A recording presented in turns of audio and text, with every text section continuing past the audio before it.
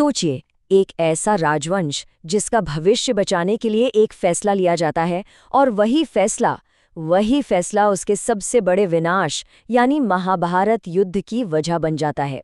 आज हम इसी कहानी की परतों को खोलने वाले हैं।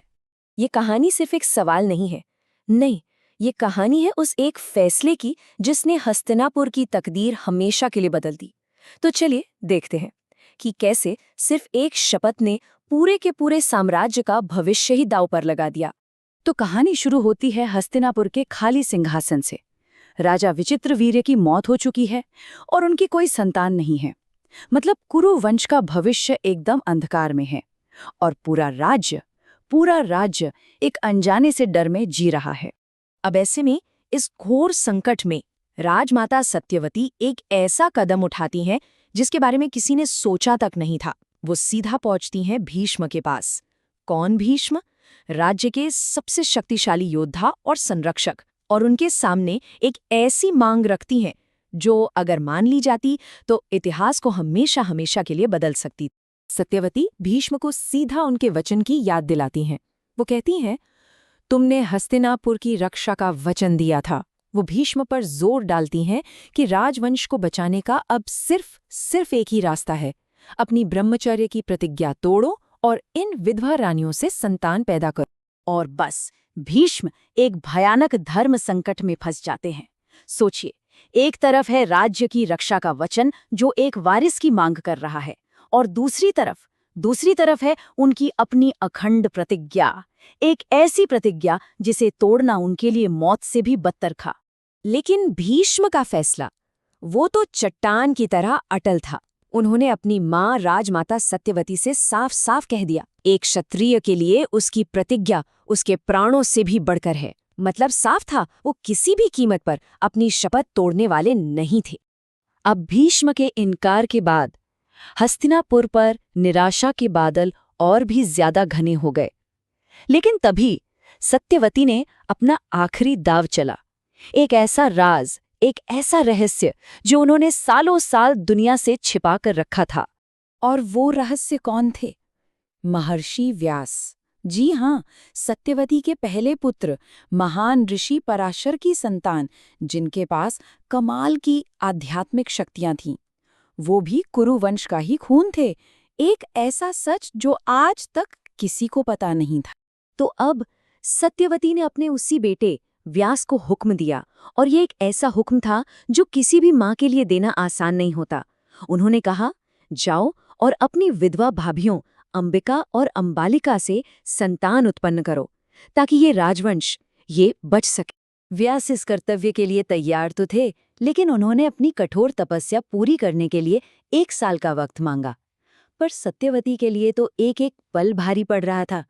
उन्होंने व्यास की एक नहीं सुनी और फौरन ये काम पूरा करने का आदेश दे दिया। और इस जल्दबाजी और दबाव का जो नतीजा निकला, उसने हस्तिनापुर का भविष्य हमेशा के लिए बदल कर रख दिया।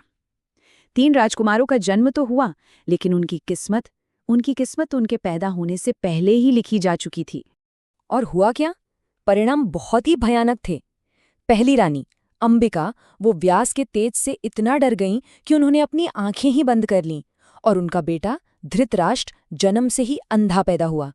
दूसरी रानी अंबालिका, वो डर के मारे पीली पड़ गईं, और उनका बेटा पांडु जन्म से ही कमजोर और पीला था। अब सत्यवती को एक और स्वस्थ वारिस चाहिए था। तो डरी हुई रानी ने क्या किया?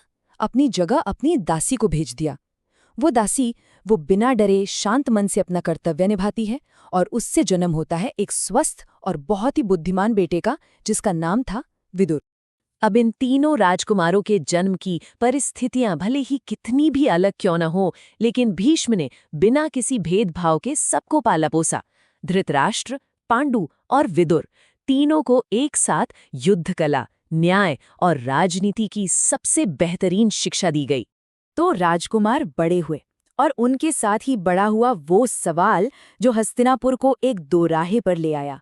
सवाल था, अगला राजा कौन बनेगा? क्या सबसे बड़ा बेटा या फिर सबसे योग्य? ये बहस थी जन्मसिद्ध अधिकार और काबिलियत के बीच की। परंपरा का मान रखते हुए भीष्म ने सबसे पहले सबसे बड़े बेटे धृतराष्ट्र का नाम आगे किया। उन्होंने तर्क दिया कि देखो, धृतराष्ट्र शक्तिशाली हैं, बुद्धिमान हैं और जन्म से सिंहासन पर तो उन्हीं का हक है। लेकिन सवाल तो वही था, क्या राजा बनने के लिए सिर्फ सबसे बड़ा होना ही काफी है, या फिर राजा को हर तरह से सक्षम भी होना चाहिए? और ये वो पर था जहां कुरु वंश के भविष्य का सबसे बड़ा फैसला होने वाला था। और तभी धर्म और नीति के ज्ञाता विदुर ने वो बात कही जो कहने की हिम्मत किसी और में नहीं थी। उन्होंने साफ तर्क दिया, जो राजा खुद दुनिया नहीं देख सकता, वो इतने बड़े राज्य का भार आखिर कैसे संभालेगा? उनका मानना बिल्कुल साफ था कि नेत्रहीन होने की वजह से धृतराष्ट्र राजा बनने के लायक नहीं है। और फिर सबको हैरान करते हुए खुद धृतराष्ट्र ने विदुर की बात मान ली। उन्होंने अपनी कमी को स्वीकार किया और कहा, जो अपनी रक्षा नहीं कर सकता वो भला प्रजा की रक्षा कैसे करेगा? सच में ये आत्मज्ञान का एक बहुत ही दुर्लभ और शक्तिशाली पल था।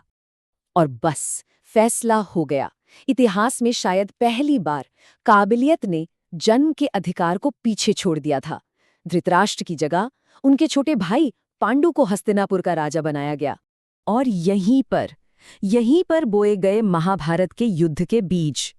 सोचिए, एक भाई को उसका जन्म का हक नहीं मिला और दूसरे को मिल गया। और आगे चलकर इन्हीं दोनों भाइयों के बेटे यानी कौरव और पांडव इसी सिंहासन के लिए इतिहास का सबसे भयानक युद्ध लड़ने वाले। लेकिन ये कहानी हमें एक बहुत बड़े सवाल के साथ छोड़ जाती है। क्या मजबूरी, राज और नाइंसाफी की नींव पर बना कोई भी साम्राज्य कभी सच में शांति पा सकता है? शायद इसका जवाब हमें इतिहास से सीखना भी बाकी है।